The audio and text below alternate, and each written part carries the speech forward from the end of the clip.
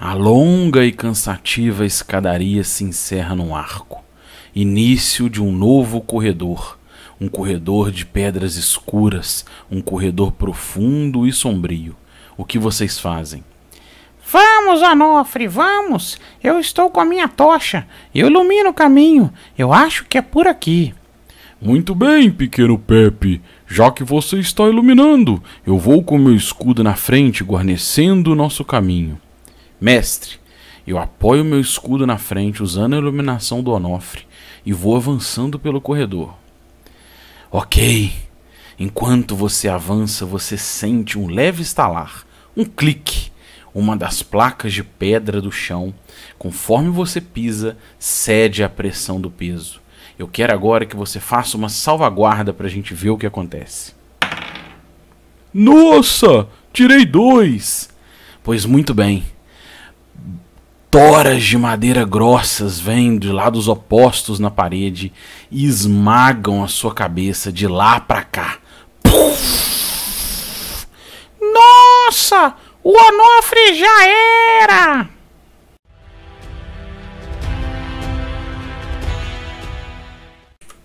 Salve aventureira, salve aventureiro, bom dia. Eu sou o Kiral e hoje a gente vai falar um pouquinho, né, algumas dicas de como abordar armadilhas. Se você prestou atenção nessa narrativa no começo, o Onofre foi espatifado e dentro dessa narrativa eu faria de formas um pouco diferentes. Porque ali não houve nenhuma decisão do jogador, não houve um desafio ao jogador. Na prática ele pisou numa placa, foi feito um teste, ele rolou um dado, tirou um número baixo e foi esfarelado. Tudo bem que dependendo da narrativa, dependendo da lógica ficcional, isso fizesse sentido. Mas eu vou falar um pouquinho, algumas dicas de como eu faço, como eu tenho abordado, para a gente compartilhar um XP e a gente debater sobre diversas ferramentas, diversas armadilhas clássicas no estilo old school, e como que eu gosto, como que eu tenho abordado nisso, estratégias de jogo. Porque se você pensar, olha esse meme, é um meme que eu vi já nas redes sociais. Se você bater sobre armadilha, você vai ver ele. Eu vou fazer uma tradução aqui para quem não entende de inglês, só para a gente localizar. Olha o que ele está falando ali. Ele seria um ladrão de nível épico, ele matou um dragão e ele está saindo pela caverna. E aí, de repente, na hora que ele está saindo pela caverna, ele pergunta, né? Eu vejo alguma armadilha? Aí o mestre pede para ele fazer um teste de percepção, ele tira 1 e ele fala, parece seguro. Que era uma coisa que era óbvia, mas na verdade fica dependendo do dado, né? Você lança o dado e você interpreta o resultado do dado. E aí, o objetivo desse vídeo é eu falar um pouquinho de como eu faço, eu evito esse tipo de abordagem. Então a ideia aqui são algumas dicas de como eu tenho abordado cada vez mais para a gente trocar esse XP.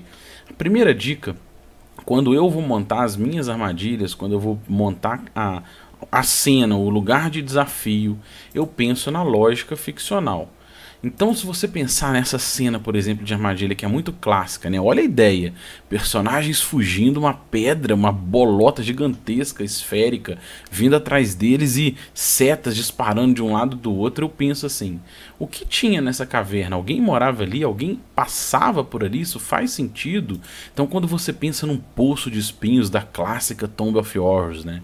O que tem nesse... Alguém passa por ali, mesmo que tenha mortos-vivos, se tiver, será que eles não cairiam ali, ficariam embaixo do fosso? Então, dentro desse sentido, dentro do bioma, para mim eu busco sempre uma lógica ficcional. Então, para a gente trazer essa dica, eu trouxe aqui um simulado.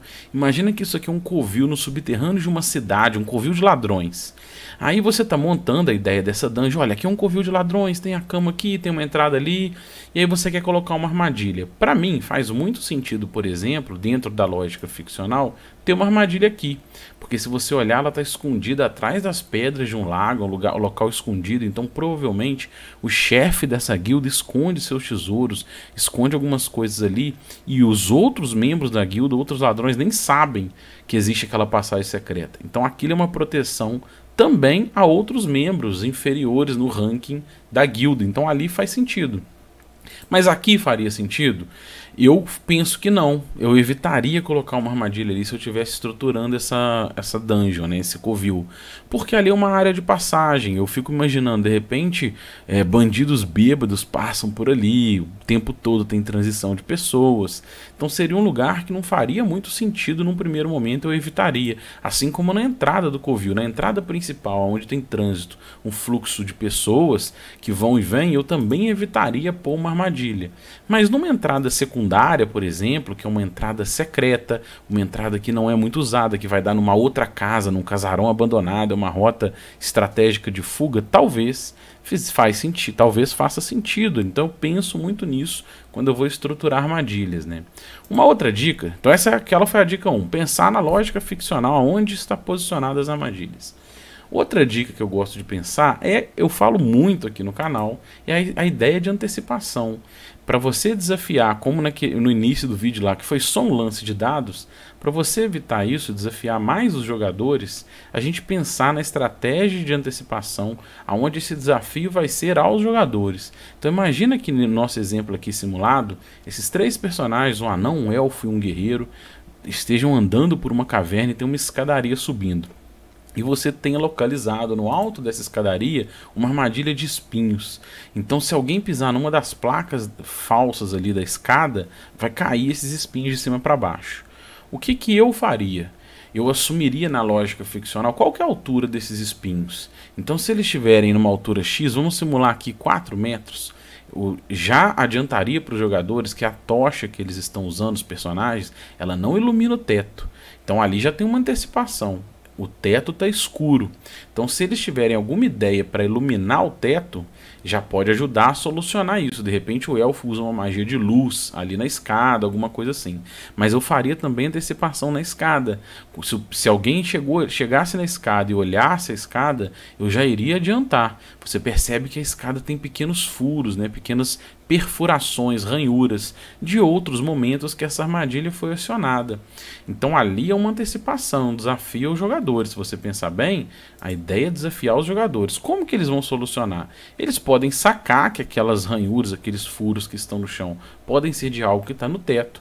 Eles podem achar que é uma outra criatura que lutou ali, lutou com picareta ou algo do tipo. Aí vai dos jogadores. Mas você está dando antecipação, inclusive de não iluminar, de não estar enxergando o teto da escada. E aí, como eu falei, se o elfo tem uma magia de luz e usa luz lá, se eles têm alguma ideia, sei lá, de amarrar uma lamparina na ponta da lança para erguer e iluminar, ele vai ver os espetos lá e solucionou, resolveu o problema.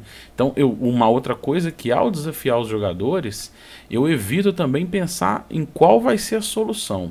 Eu monto um ambiente, tem aquela armadilha, ela é reativada pelas criaturas que protegem esse covil temporariamente. Eles vêm, né, de tempos em tempos, verificar a armadilha e renovar a armadilha.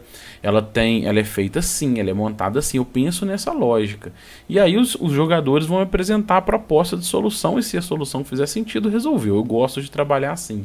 Um outro exemplo dentro desse contexto vem da clássica Tomb of Horrors do Gygax. Tem uma armadilha lá muito legal, que é o Green Devil, né, o Diabo Verde. E olha que bacana o texto desse handout que vem na aventura original do Gygax. Olha como é que ele descreveu essa armadilha. Ele colocou, né, a face do Diabo Verde. Aí ele descreve lá, eu vou resumir.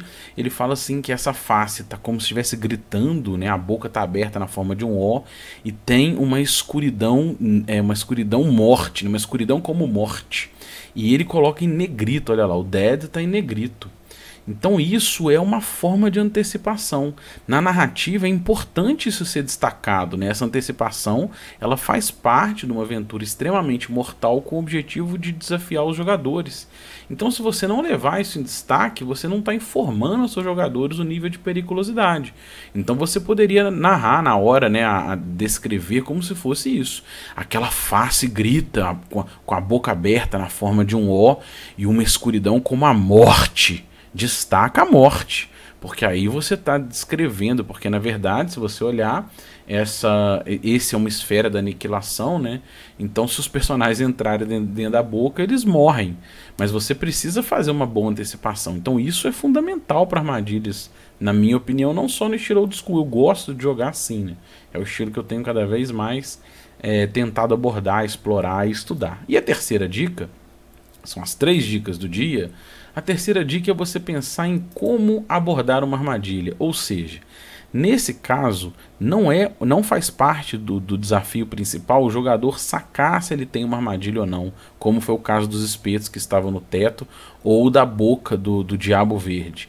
A ideia é, a armadilha está clara, e aí, o que ele vai fazer com isso? Na própria Tomb of Horrors tem um exemplo disso, tem um diamante no centro da sala cheio de corpos em volta. E aí? Na hora que você mostra, assume isso para os jogadores, para mim tá muito claro de que aquele diamante tem algum problema. Todo mundo morreu em volta, tá cheio de esqueleto morto, seco, em volta do diamante. Então isso já é uma antecipação, já tá claro ali.